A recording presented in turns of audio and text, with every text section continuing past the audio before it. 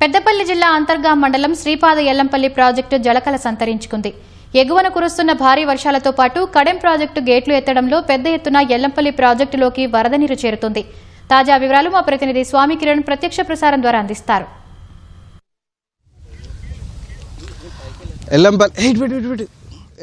ఎల్లంపల్లి ప్రాజెక్టుకు జలకల సంతరించుకుంటుంది. ఉమ్మడి కరీంనగర్ జిల్లాకు సంబంధించినటువంటి ప్రాంతాలన్నీ కూడా ఎగువన కురుస్తున్నటువంటి వర్షాలకు ప్రాజెక్టులన్నీ కూడా జలకలను సంతరించుకుంటున్నాయి.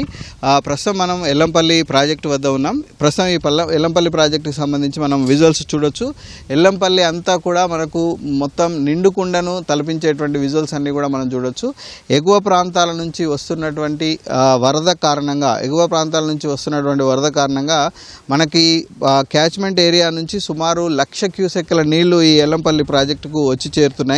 అలాగే కడెం జలాశయం నుంచి గేట్లు ఎత్తడం ద్వారా సుమారు 46,000 క్యూసెక్ల నీరు ఈ కడెం జలాశయం నుంచి వచ్చి చేరుతుంది. మొత్తంగా చూస్తే మనకు 1,47,000 క్యూసెక్ల వరద ప్రవాహం అనేది ప్రస్తుతం ఎల్లంపల్లికి వచ్చి చేరుతుంది. మనం ఒకసారి వాటర్ లెవెల్ మనం గమనించవచ్చు. ఈ పూర్తి స్థాయి నీటి మట్టం వచ్చేసి 148 మీటర్స్. ఇది ఈ 148లో ప్రస్తుతం 147 మీటర్ల వరకు నీటి మట్టం ఉంది. అంటే మొత్తం ఈ స్టోరేజ్ కెపాసిటీ వచ్చేసి ఎల్లంపల్లికి 20 టీఎంసీలు కాగా ప్రస్తుతం 18 టీఎంసీల నీళ్ళు అనేటివి ఇక్కడ పూర్తి స్థాయిలో నిండి ఉన్నాయి.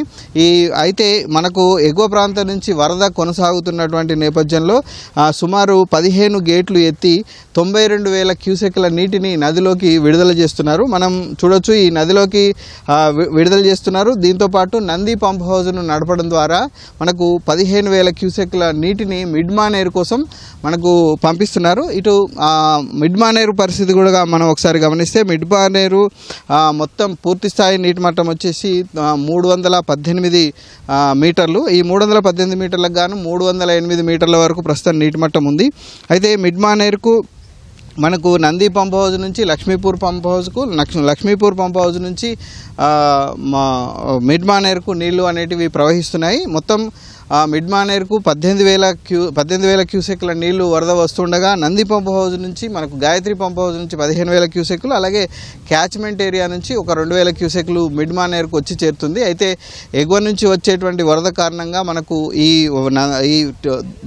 మిడ్ మానేరులో వరద రావటం వల్ల మనకు నీటి సామర్థ్యం అనేది క్రమంగా పెరుగుతూ వస్తుంది. 27 టీఎంసీల పూర్తి స్థాయి నీటి సామర్థ్యానికి గాను 9 టీఎంసీల వరకు ప్రస్తుతం నీటి నిల్వ ఉంది.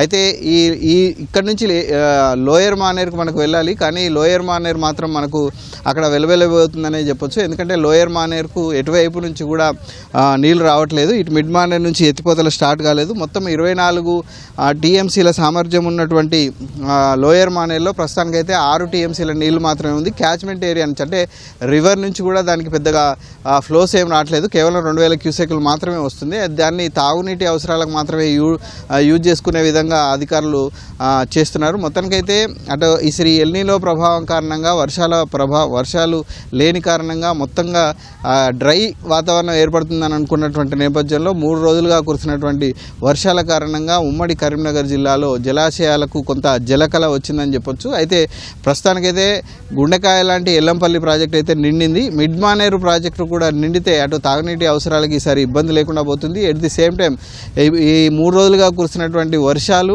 కొంత వరి నార్లకు ఊతమిచ్చాయి, పత్తికి కొంత ఉపయోగపడ్డాయి. ఆరుతడి పంటలకు మాత్రం ఫుల్గా మనకు యూజ్ అవుతున్నాయి. అయితే ప్రస్తుతానికైతే ఉమ్మడి కరీంనగర్ జిల్లాలో ఎక్కడ అంటే ప్రభావవంతమైనటువంటి వర్షాలు అయితే లేవు. దాదాపు సాధారణ తేలికపాటి వర్షాలు ఉమ్మడి జిల్లా వ్యాప్తంగా అక్కడక్కడ కురుస్తున్నాయి. ఇటు నిన్న మొన్నటి వరకు ఒక 4 రోజుల వరకు లోటు వర్షపాతం అన్ని జిల్లాల్లో ఉంది, కానీ ఇప్పుడు సాధారణ వర్షపాతానికి వచ్చింది. ఇది ఉమ్మడి కరీంనగర్ జిల్లాలో అటు వర్షపాతం ఇటు ప్రాజెక్టులకు సంబంధించినటువంటి తాజా పరిస్థితి. Vote studio.